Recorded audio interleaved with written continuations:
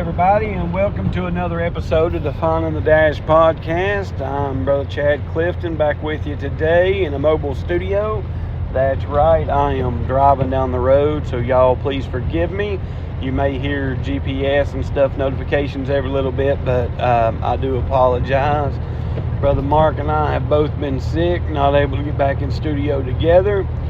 And so I thought what we would do as an episode this week, I got to thinking, I've been taking some college classes, and one of my classes, they had me do a speech and share a personal experience story. And the story I felt like sharing was a story that took place when I was around 11 years old.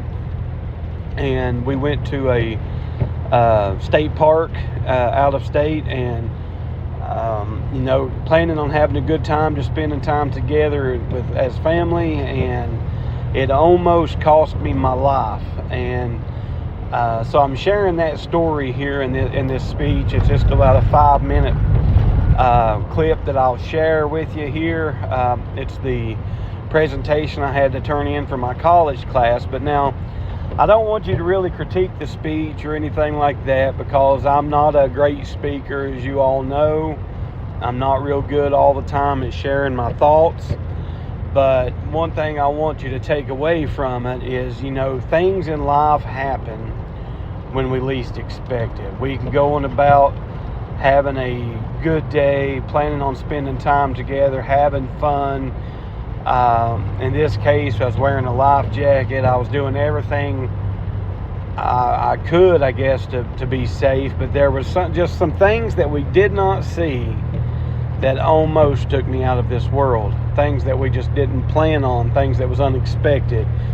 And the grace of God met us there.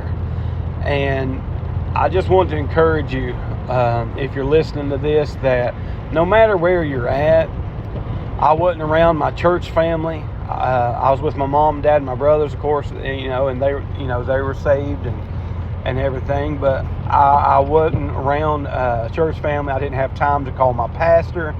I didn't have time to get a priest involved. I didn't have time. All these things that a lot of people really fully depend upon, I didn't have time for that. I needed something immediately. I needed help right then. And, there may be a little bit of humor in this story, especially when I'm talking about my mom in this story.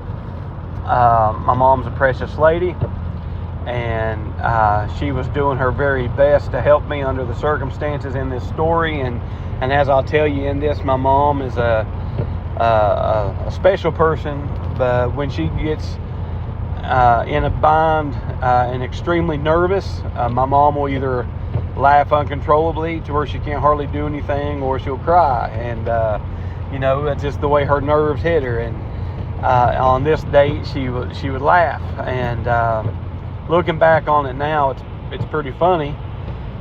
It was scary at the time, but it's pretty funny now. So I hope you enjoy this story. And again, please don't take anything negative from this story. Don't take anything negative towards the park that we were at.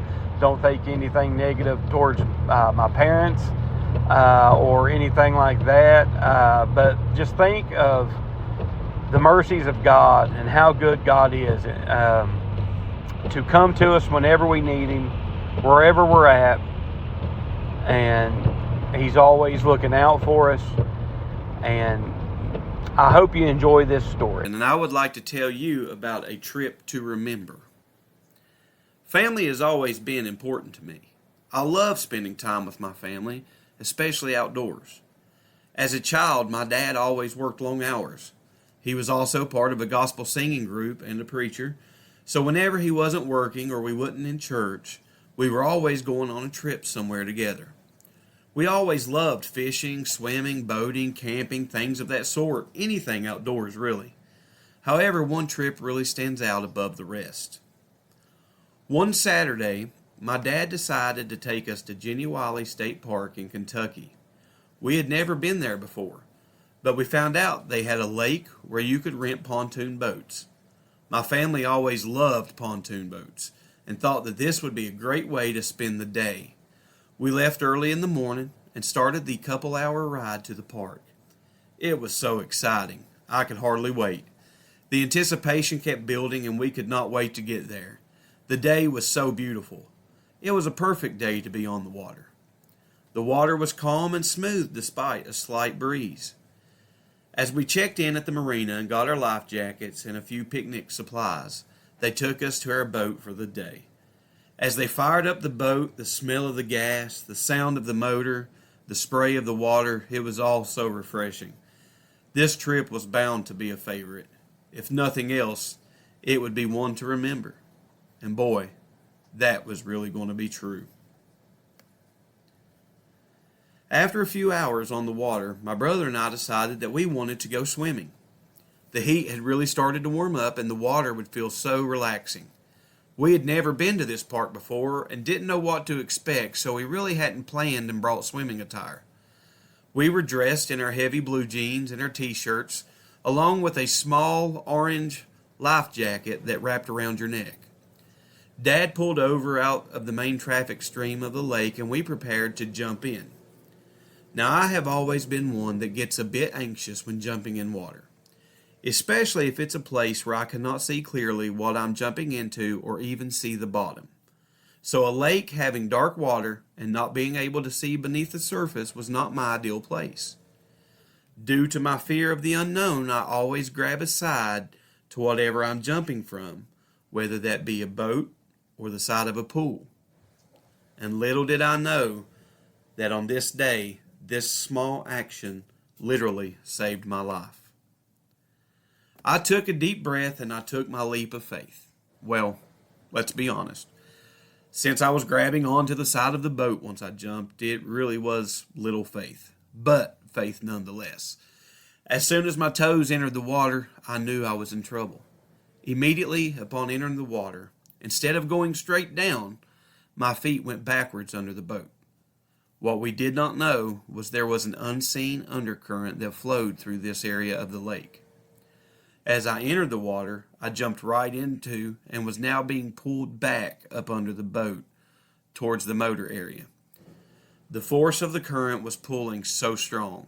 It was all I could do to hold on tight while trying to get my parents' attention. I gripped on to safety with everything I had. Now, I'd always heard the saying, a white knuckle grip. I never really knew what it meant until this point. It seemed like forever, but I'm sure it was only a few seconds until my mom realized something was wrong. Now I want to preface this next part with this. When God made my mama, He made someone special that loves me unconditionally. However, when she gets nervous or scared, she either laughs uncontrollably or she cries. In this case, as my mom tried to grab me, she was laughing uncontrollably from nervousness and could not get me pulled into the boat.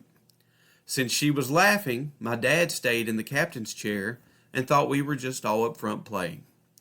Finally, she was able to get his attention and get him to the front of the boat.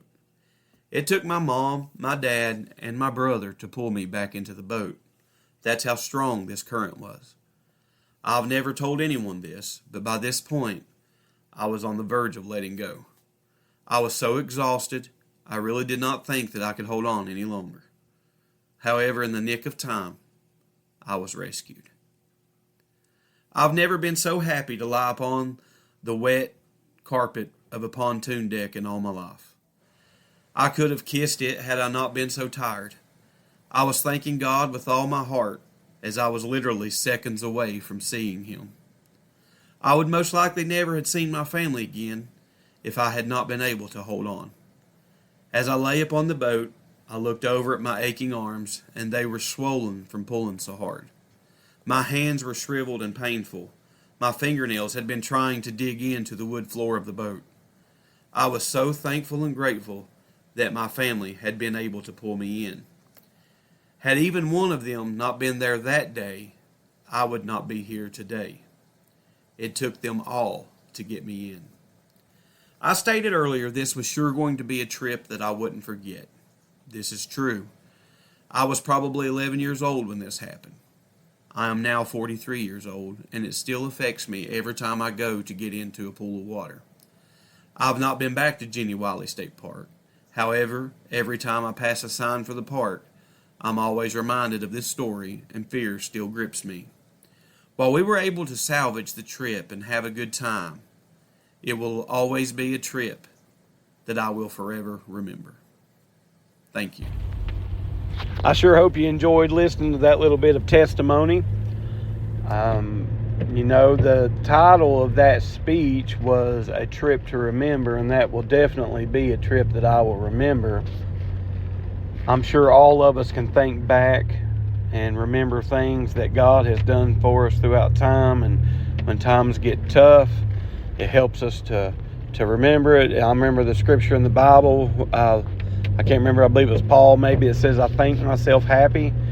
And I believe that's what he was talking about. Looking back at all that God's done for him, all God's brought him through. And each one of us can do that here today. We can all think about things God has done for us, how he's never left us, how he's never failed us. Every time we've called on him, he's answered. And even if it ain't exactly the answer we've always wanted, I apologize if you hear my wipers running here. It's raining where I'm at. But even if it ain't always where we wanted, God did answer. And so I hope this little short episode here has been a blessing to you. I do want to give a shout out to... At the next stop sign, turn right. To a brother that contacted us the other day and on one of our previous episodes, Brother Matt Spinagle. I appreciate Brother Matt, the great work that he does. He's a hard-working man around the church and everything. And I've been in some youth camps with him, and Brother Matt worked day and night keeping those youth camps going. And I sure do appreciate all that Brother Matt is doing and has done. And I appreciate him being a listener to the podcast. But thank you so much for listening. May God bless you. Tune in next week. Until then, let's keep making every moment count. Bye-bye. When I win this war,